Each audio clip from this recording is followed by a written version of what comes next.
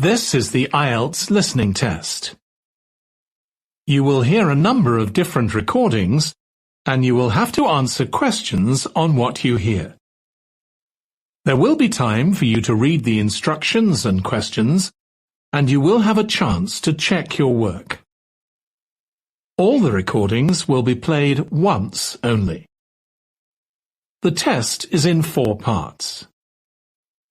At the end of the test, you will be given 10 minutes to transfer your answers to the answer sheet. Now turn to Part 1.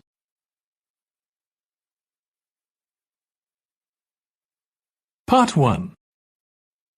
You will hear a woman phoning a friend to get information about a job agency.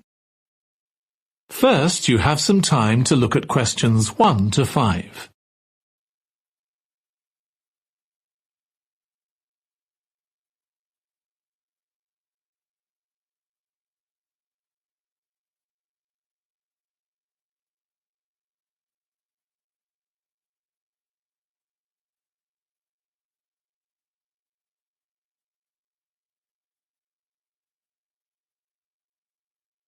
Now listen carefully and answer questions 1 to 5.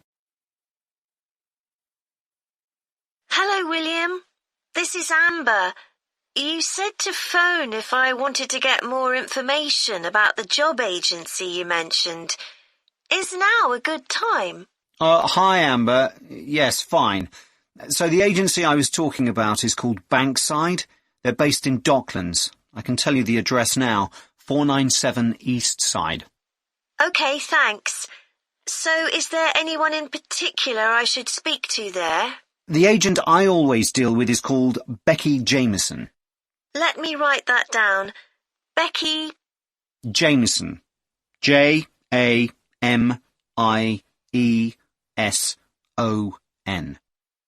Do you have her direct line? Yes, it's in my contacts somewhere. Right, here we are. 07866 510 333. I wouldn't call her until the afternoon if I were you. She's always really busy in the morning trying to fill last-minute vacancies. She's really helpful and friendly, so I'm sure it would be worth getting in touch with her for an informal chat. It's mainly clerical and admin jobs they deal with, isn't it? That's right. I know you're hoping to find a full-time job in the media eventually, but Becky mostly recruits temporary staff for the finance sector, which will look good on your CV, and generally pays better too. Yeah, I'm just a bit worried because I don't have much office experience. I wouldn't worry. They'll probably start you as a receptionist or something like that. So what's important for that kind of job isn't so much having business skills or knowing lots of different computer systems, it's communication that really matters, so you'd be fine there. And you'll pick up office skills really quickly on the job. It's not that complicated. OK, good. So how long do people generally need temporary staff for? It would be great if I could get something lasting at least a month. That shouldn't be too difficult. But you're more likely to be offered something for a week at first, which might get extended. It's unusual to be sent somewhere for just a day or two. Right. I've heard the pay isn't too bad. Better than working in a shop or a restaurant. Oh, yes, definitely. The hourly rate is about £10, $11 if you're lucky. That's pretty good. I was only expecting to get £8 or £9 an hour.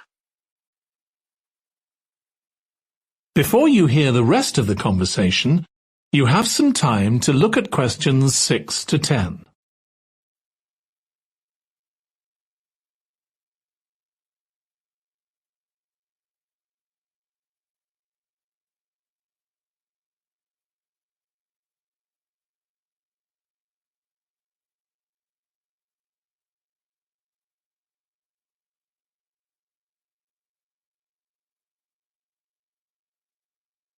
Now listen and answer questions 6 to 10. Do you want me to tell you anything about the registration process? Yes, please. I know you have to have an interview. The interview usually takes about an hour, and you should arrange that about a week in advance. I suppose I should dress smartly if it's for office work. I can probably borrow a suit from Mum.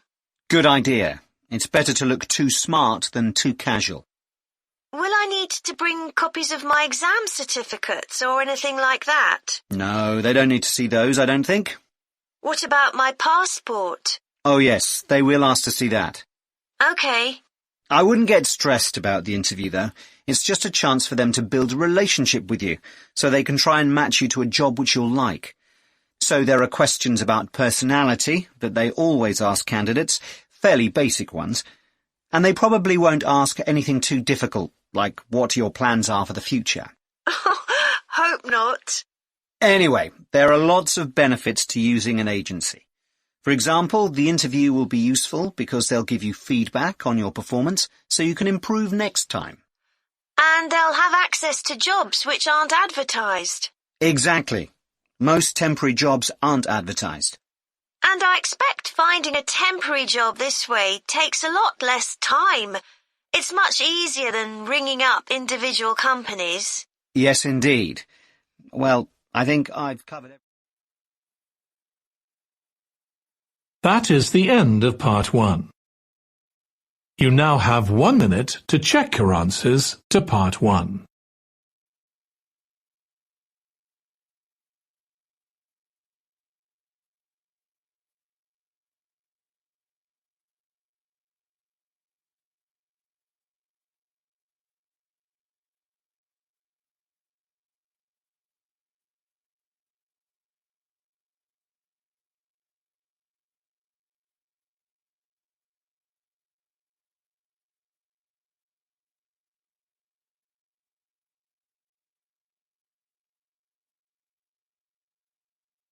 Part 2. You will hear a woman giving a presentation about a holiday on an island in Britain that her company organises. First, you have some time to look at questions 11 to 14.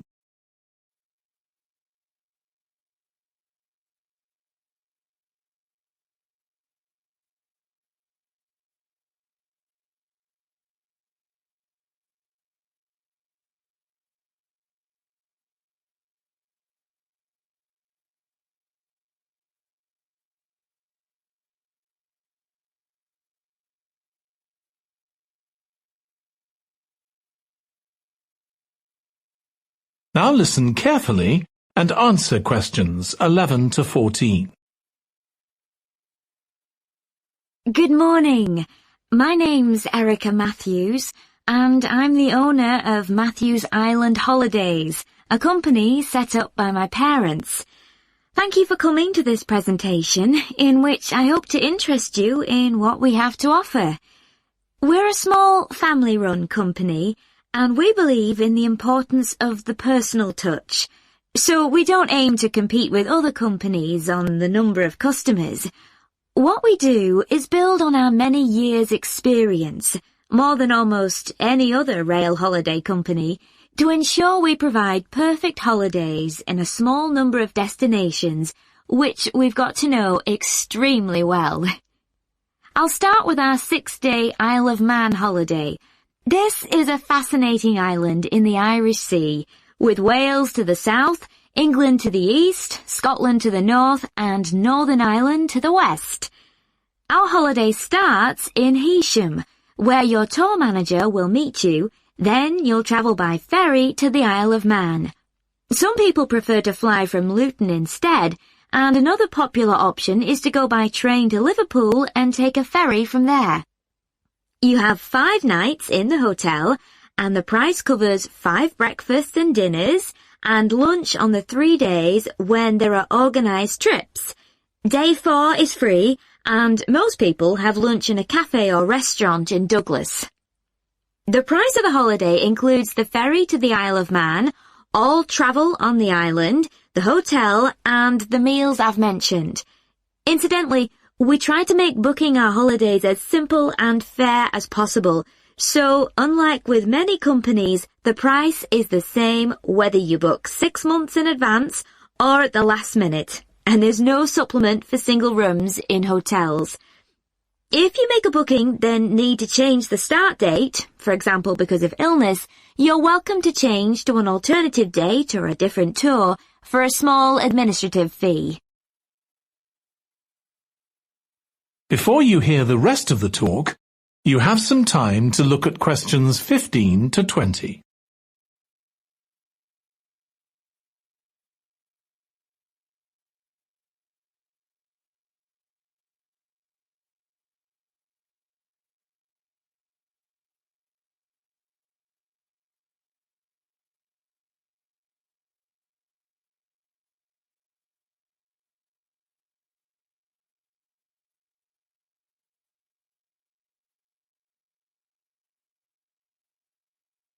Now listen and answer questions 15 to 20.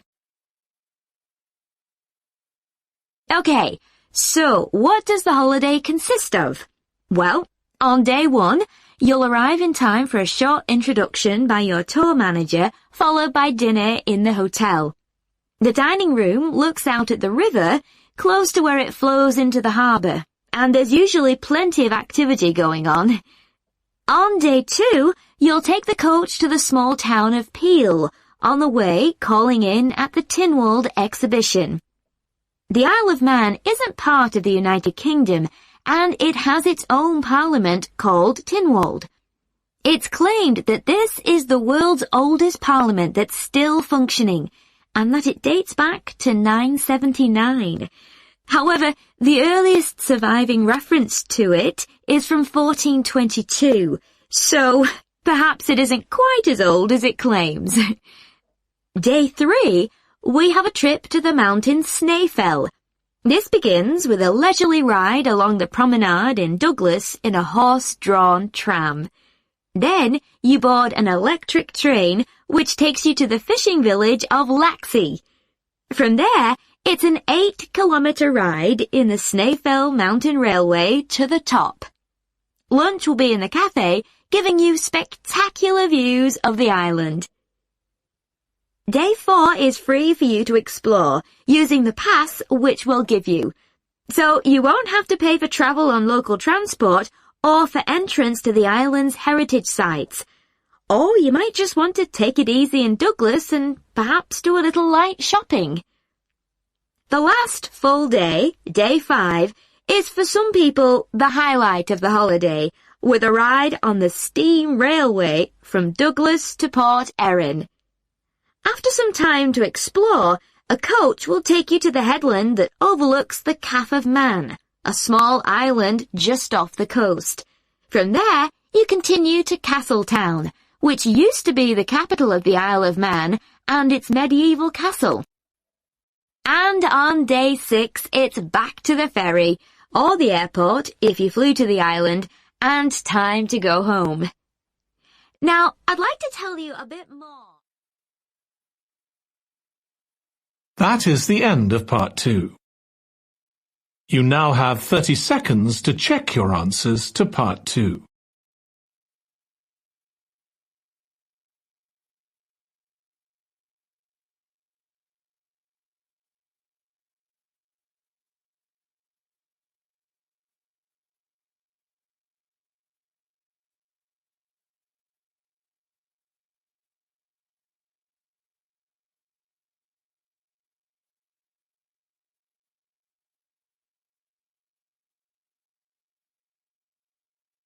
Part 3.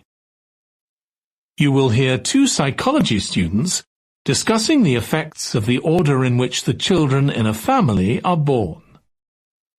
First, you have some time to look at questions 21 to 26.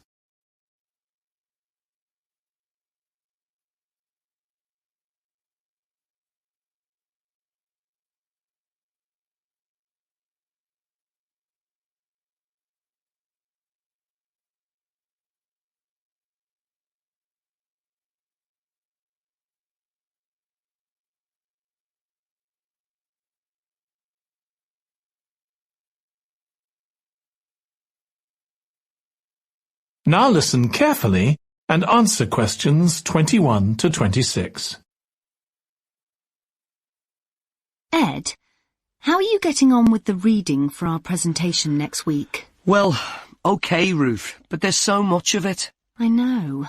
I hadn't realised birth order was such a popular area of research. But the stuff on birth order and personality is mostly unreliable. From what I've been reading, a lot of the claims about how your position in the family determines certain personality traits are just stereotypes, with no robust evidence to support them. OK, but that's an interesting point. We could start by outlining what previous research has shown. There are studies going back over 100 years. Yeah, so we could just run through some of the typical traits. Like the consensus seems to be that oldest children are generally less well-adjusted because they never get over the arrival of a younger sibling. Right, but on a positive note, some studies claim that they were thought to be good at nurturing. Certainly in the past, when people had large families, they would have been expected to look after the younger ones. There isn't such a clear picture for middle children, but one trait that a lot of the studies mention is that they are easier to get on with than older or younger siblings. Generally eager to please and helpful, although that's certainly not accurate as far as my family goes. My middle brother was a nightmare, always causing fights and envious of whatever I had. As I said, none of this seems to relate to my own experience. I'm the youngest in my family, and I don't recognise myself in any of the studies I've read about. I'm supposed to have been a sociable and confident child who made friends easily, but I was actually terribly shy. Really? That's funny. There have been hundreds of studies on twins, but mostly about nurture versus nature.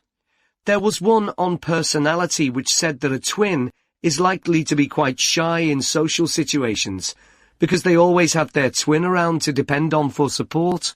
My cousins were like that when they were small. They were only interested in each other and found it hard to engage with other kids. They're fine now, though. Only children have had a really bad press. A lot of studies have branded them as loners who think the world revolves around them because they've never had to fight for their parents' attention. That does seem a bit harsh. One category I hadn't considered before was children with much older siblings.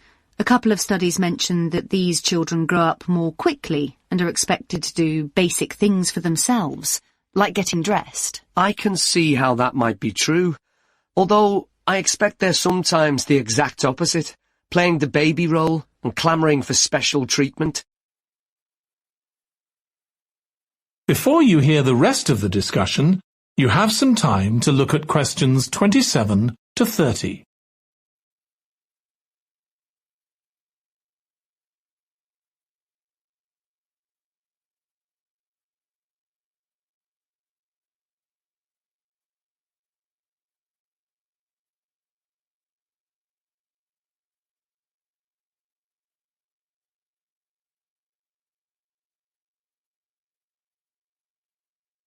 Now listen and answer questions 27 to 30. What was the problem with most of these studies, do you think? I think it was because, in a lot of cases, data was collected from only one sibling per family, who rated him or herself and his or her siblings at the same time.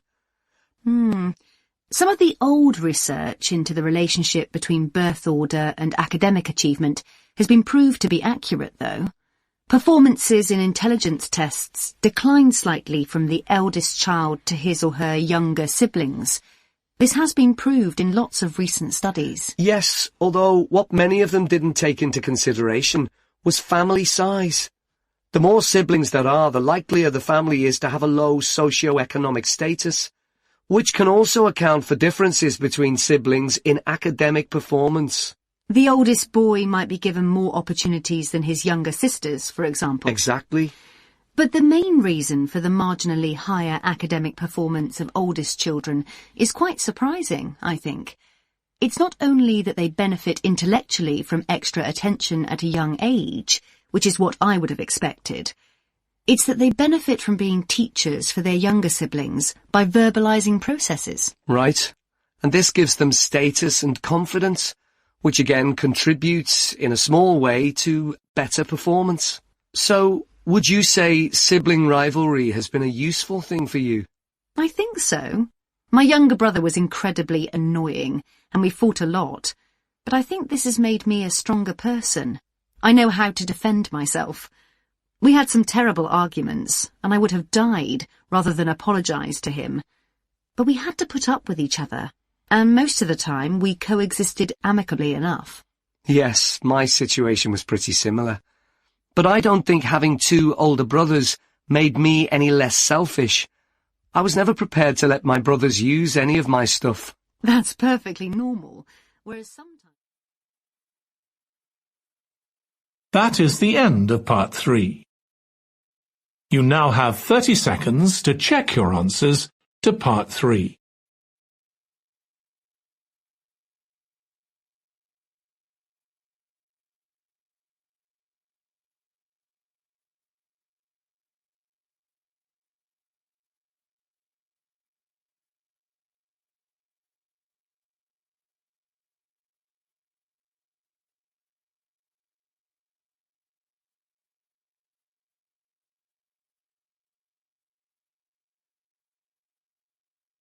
Part 4. You will hear a student giving a presentation about a type of tree known as the eucalyptus, which is common in Australia. First, you have some time to look at questions 31 to 40.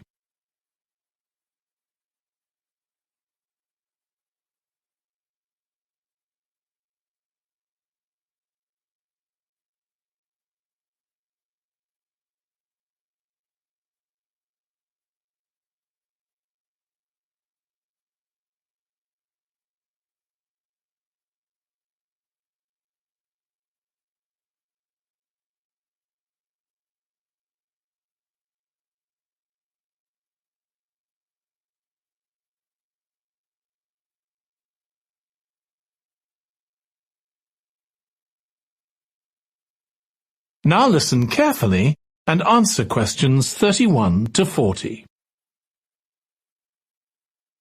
Today, I'm going to talk about the eucalyptus tree. This is a very common tree here in Australia, where it's also sometimes called the gum tree.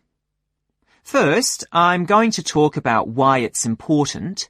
Then I'm going to describe some problems it faces at present. Right, well, the eucalyptus tree is an important tree for lots of reasons. For example, it gives shelter to creatures like birds and bats, and these and other species also depend on it for food, particularly the nectar from its flowers. So it supports biodiversity. It's useful to us humans too, because we can kill germs with a disinfectant made from oil extracted from eucalyptus leaves. The eucalyptus grows all over Australia, and the trees can live for up to 400 years. So it's alarming that all across the country, numbers of eucalyptus are falling because the trees are dying off prematurely. So, what are the reasons for this? One possible reason is disease. As far back as the 1970s, the trees started getting a disease called Mundula yellows. The tree's leaves would gradually turn yellow, then the tree would die. It wasn't until 2004 that they found the cause of the problem was lime, or calcium hydroxide, to give it its proper chemical name, which was being used in the construction of roads. The lime was being washed away into the ground and affecting the roots of the eucalyptus trees nearby. What it was doing was preventing the trees from sucking up the iron they needed for healthy growth. When this was injected back into the affected trees, they immediately recovered. But this problem only affected a relatively small number of trees. By 2000, huge numbers of eucalyptus were dying along Australia's east coast of a disease known as bell miner-associated dieback. The bell miner is a bird, and the disease seems to be common where there are high populations of bell miners. Again, it's the leaves of the trees that are affected. What happens is that insects settle on the leaves and eat their way round them, destroying them as they go, and at the same time they secrete a solution which has sugar in it. The bell miner birds really like this solution, and in order to get as much as possible, they keep away other creatures that might try to get it. So these birds and insects flourish at the expense of other species, and eventually so much damage is done to the leaves that the tree dies.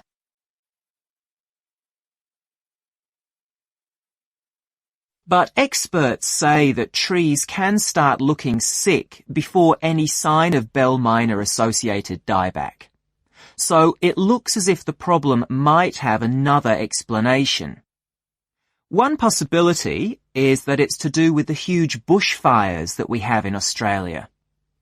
A theory proposed over 40 years ago by ecologist William Jackson is that the frequency of bushfires in a particular region affects the type of vegetation that grows there.